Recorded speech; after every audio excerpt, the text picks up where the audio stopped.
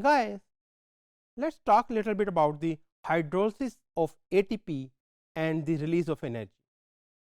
As I have mentioned already in one of the previous topics, that without knowing the structural aspects of a molecule, you cannot understand its functional aspects, as one of the major functions of ATP is to provide energy. But how does it provide energy?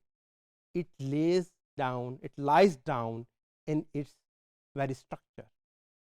So, if you see the structure of ATP, as I mentioned, it is made up of 3 components. These 3 components are the adenine moiety, the ribose sugar, and the phosphate moiety. Fine.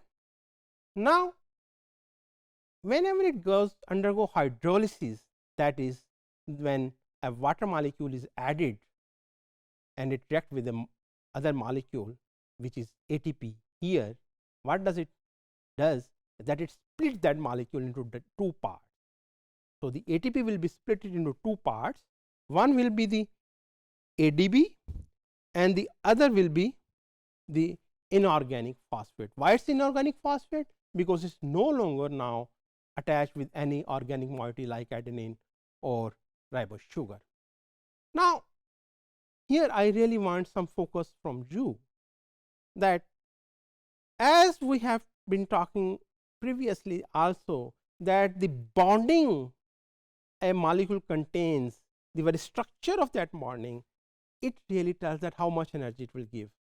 So, in ATP also, because here the terminal 2 phosphates, I mean one is a terminal phosphate and one is behind it, they contain structures like, I mean molecules they contain oxygen moieties in there, and oxygen is highly electronegative. It contains many electrons in it. So, because of the repulsion of those electrons, you get so much energy in the bond. So, that when the bond will be broken down, when you add water, you will get a lot of energy. So, again keep in mind, we will be repeating it again and again in our coming lectures also, in our coming topics also, that how the very structural basis of a compound, a molecule, provide its the functional basis. So, when it gets hydrolyzed, the ATP gets hydrolyzed, it is then changed into ADP, and ADP again can be then hydrolyzed further to give rise to AMP, and you get more energy. This shows that how potent energetically is ATP. So, if we see in terms of equations, when ATP reacts with water, that then in the presence of ATPase, an enzyme, it hydrolyzed and you get a lot of free energy, that is minus 30.5 kilojoule per mole. Similarly, when ATP is hydrolyzed to give rise to AMP in the presence of ATPase, you again get energy. So, overall the hydrolysis of the full molecule of ATP until you get AMP give rise to minus 61.1 kilojoule per mole of energy. That is huge amount of energy which can be used for whatever useful purpose you want, and you will see in coming topics that how ATP is being used because of the energy it has. It is being used in lots of even when I am saying lots of function, I am using a lot of energy, that is in the form of ATP. A little bit about ATPases. ATPases are the enzymes which hydrolyze ATP. These are group of enzymes. This is not a single enzyme, it is in the form of complex which is made up of many enzymes.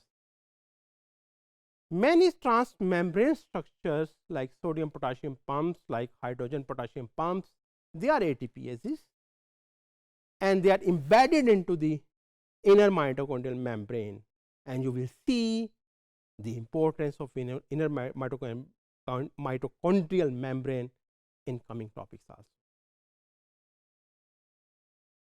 It's evolutionarily highly conserved because it's doing so many important things. It is involved in the hydrolysis of ATP, which is used in almost every function we perform, almost.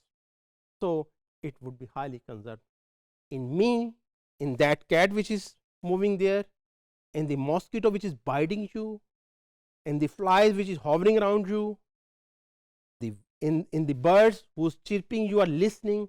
In all of these, ATPase is present, and it is highly conserved, mean it does not change much in terms of its structure. So, let us ponder now, let us ask some questions. Why hydrolysis involve water? Why not any other solvent? Why not benzene? Why not alcohol? Why hydrolysis all the time or most of the time involve water? What is there in the water? Ask yourself. What could be the use of protein complexes? Why we are using protein complexes in so many enzymes here? I mean, you will see in later topics also. We will be talking about protein kinase, we will be talking about lactate dehydrogenase, we will be talking about a lot of enzymes which are in the form of ATP synthase also, and ATPase we have just talked. These all enzymes are in the form of complexes. Why nature have devised a way to do such sort of function through complex molecule, the molecules or enzymes which are in the form of complexes? Why so many enzymes we have been talking about, and we will be talking about also later, they are embedded into the inner mitochondrial membrane or outer mitochondrial membrane also, or even in other organelles membrane also. Why they are embedded into the membranes? What is the use of?